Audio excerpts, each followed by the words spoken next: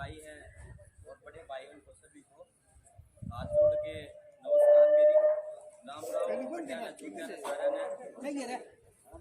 मैं अपना परिचय दे देता हूँ। कहते हैं कि माँ बाप से परिचय स्टार्ट होता है। मेरा नाम मनीष अंतिल है, मैं सोनीपत से हूँ और मैं नेटबॉल का सीनियर गोल्ड मेडलिस्ट हूँ और मैंने NIS क्वालिफाई कर रखा है। और मैं गवर्नमेंट जो नर्सरी पूरे भारत में मिली, पहली बात तो बहुत सौभाग्य की बात है कि पूरे भारत में मिली तो 4 मिली, उन 4 में सबसे पहले बालाजी स्कूल को मिली।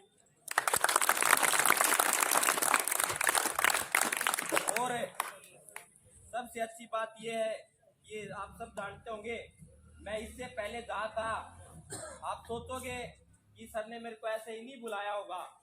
सर ने, मैं सर को बहुत सालों से जानता हूँ, 2014 से, तब मैं इतना था।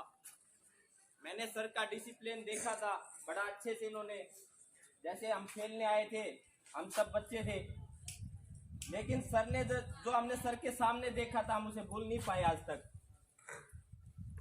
कोई एक छोटी सी हरकत थी, राम रहीम की पूरी दुनिया उस टाइम पे विसल बजाती थी, तो एक छोटी सी हरकत हुई। सर ने कहा फोन करके, बोला देखो भाई बात इसी है, मैं सारी चीज बर्दाश्त कर सकता हूँ लेकिन जो डिसिप्लिन को तोड़ेगा उसको बर्दाश्त नहीं कर सकता। सर ने रात को 12 बजे गाड़ी बुलवाई और उसे वहीं छुड़वा दिया जहाँ से वो आई थी, जहाँ से वो आए थे।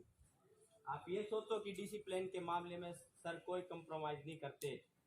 और इससे पहले मैं हिंदुस्तान का टॉप स्कूल है rice sports school, Motilal Nehru sports school में उसमें था।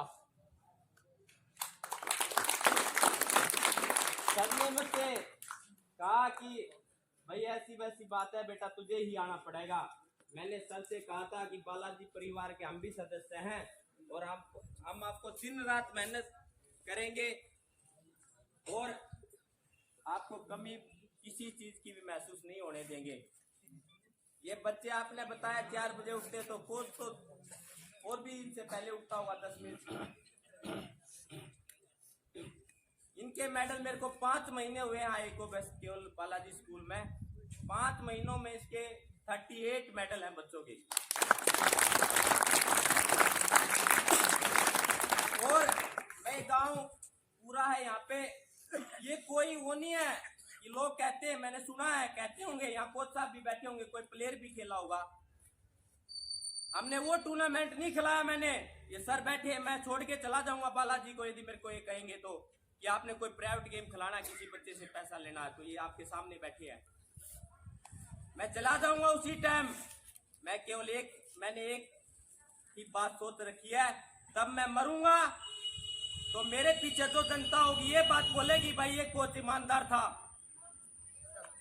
और यदि 90% ये बोलेंगे कि ये कोच तो घटिया था, इंसान था, वो मेरे लिए नरक है। मैं स्वर्ग क्या देखूंगा, नरक तो मैंने जमीन पे ही देख लिया। वो भीड़ बताएगी मैंने कितना अच्छा काम किया, कितना बढ़िया किया, कितना घटिया किया।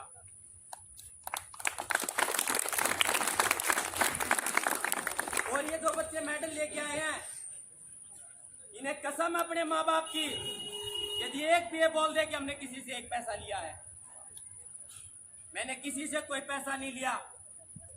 कई कहते हैं भाई कोच अकाउंट में पैसे डलवा लेता है, किसी MD का कोई खाता नहीं है, किसी प्रिंसिपल का कोई खाता नहीं है, कोई MD सर का खाता नहीं है।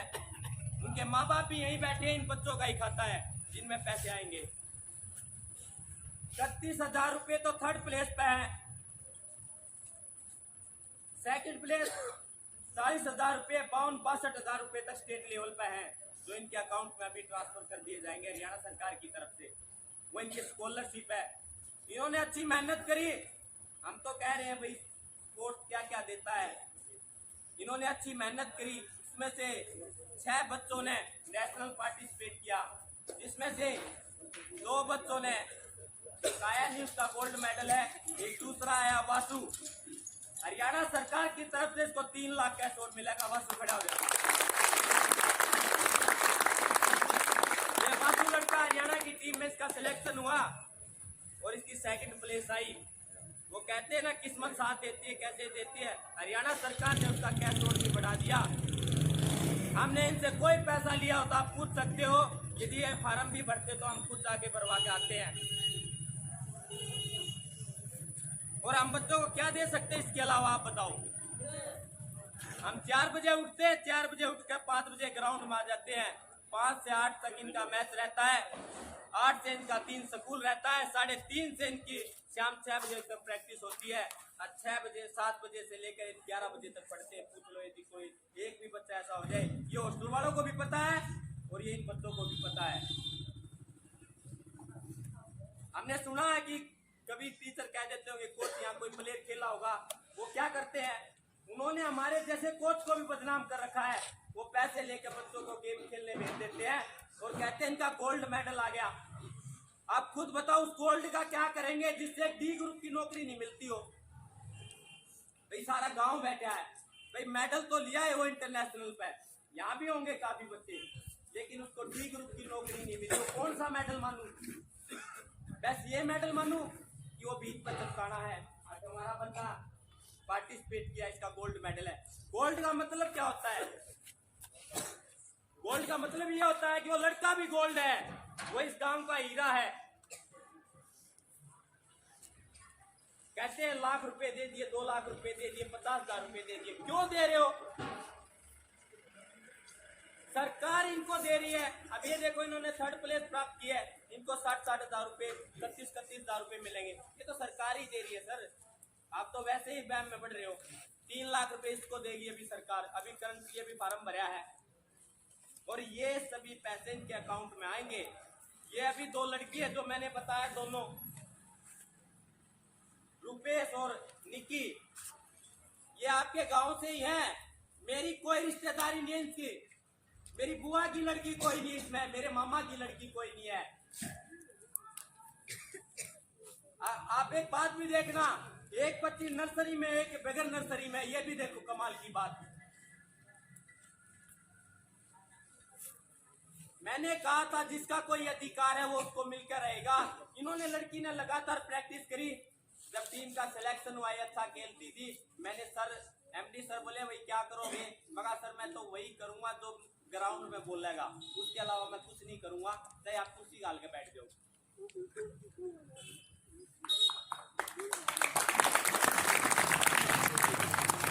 दोनों लड़कियों का सिलेक्शन हुआ और ये जो मैन टीम होती है, मैन 7 प्लेयर होते हैं, उसके अंदर खेले और इन्होंने मेडल हासिल किया। ये मेडल आप पता है, सीनियर बच्चे हैं यहाँ बैठे हैं, सीनियर स्टेट खेलना कितना मुश्किल हो जाता है। मैं 2002 में खेलने लगा था, 2005 तक खेलता रहा, फिर 8 तक खेलता रहा। आपने सोचा होगा मेरा 2017 में गोल्ड मेडल आया। 2017 में जाके मैं हार मान जाता तो क्या होता, मेरा भी, मैं भी रह जाता। आज कोच कौन लगाता मेरे को। ये सोच जाते हैं 10 दिन में। वो कहते हैं कि पहलवान बनाने के लिए 7 पीढ़ी फूकनी पड़ती है, जब जाके एक पहलवान तैयार होता है।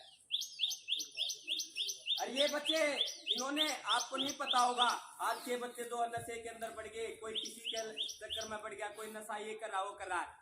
आपने नहीं पता इनका वो मेडल आया है, इनको हरियाणा सरकार की तरफ से 3% कोटा सी ग्रेड में, 10% कोटा डी ग्रेड में, और इनका डी ग्रेड अभी से बढ़ गया। यदि ये कहीं भी फार्म भरेंगी ये लड़की, ये मैं कह सकता हूँ आपके लड़का गांव का कोई टॉपर होगा जो 82% पे भी रह जाएगा, ये लड़की रह जाए तो मेरे पास आ जाना गांव में, मैं यही रहता हूँ बालाजी स्कूल में। ये कहीं कॉलेज में एडमिशन लेगी तो वहां इनको 50% की छूट होगी, वहां पे कितनी लिस्ट लगी हो इनका एडमिशन जरूर होगा, उसका भी मैं जिम्मेवार हूँ। रही बात करी लड़कियों की या लड़कों की, आप ये देखो बालाजी जो स्कूल है आपको कितने अच्छे से सुविधा दे रहा है, आपको कोच गवर्नमेंट के दे रहा है, बच्चों को खिला रहे हैं, उनके भी पैसे आपको दे रहा है, मेडल है जो वो भी आपको दे रहा है, और जो इनकी नौकरी का आगे भविष्य है जिसमें लगता है कि हमें कोई सोच होती है, वो भी इनको दे रहा है। हम तो इतना ही कर सकते हैं, एक बालाजी परिवार केवल बच्चे को पढ़ा सकते हैं।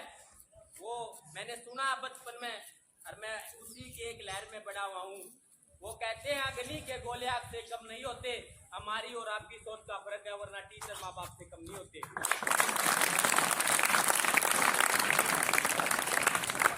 मैं आप लोगों से बस एक ही दुआ करता हूँ और एक ही हाथ जोड़ के विनती है, आप अपने बच्चों को बालाजी स्कूल में भेजें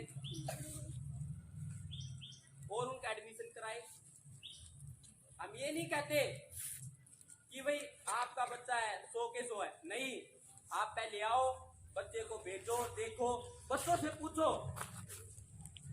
मैंने आपको इनके माँ बाप का नेम दिया, यदि किसी ने 5 रुपए भी मेरे को दिए हो तो मैंने इनको दिए हैं, और ये कहा है कि यदि ये मेहनत करेंगे तो इस कलिंगा में कहता हूँ जितने बच्चे उठे थे इसी के 2 साल के अंदर इनको नौकरी लगा के यहाँ से जाऊंगा। कोई खेल नहीं सकता तो मैं घर से तो ला नहीं सकता, वो पढ़ नहीं सकता तो स्कूल में जबरदस्ती नहीं ला सकते उस बच्चे को। अब ये आपका काम है, एक अच्छी सोच, एक अच्छा बच्चा कहाँ पढ़ता है, कहाँ जाता है, कहाँ खेलता है, आपको उससे बाहर आना है, ये देखना है कि भाई हमारे बच्चे का भविष्य कहाँ है, कहाँ अपना जाना है, कहाँ बच्चे को लेकर जाना है। आपकी सोच है, आपके बच्चे हैं, भविष्य हमारे हाथ में है, जैसा आप कहोगे हम आपके साथ हैं। हमसे कोई गलती होगी हो तो मैं बहुत छोटी सी उम्र का हूँ, आपका बेटा हूँ, आपका छोटा भाई हूँ, मैं आपसे हाथ जोड़ कर माफी चाहूँगा। और मैं पूरे गांव का, प्रधान जी का और ये जितने भी गांव के वासी, छोटे भाई, बड़े भाई, चाचा ताऊ आए हैं, मैं उनका तहे दिल से धन्यवाद करता हूँ। धन्यवाद।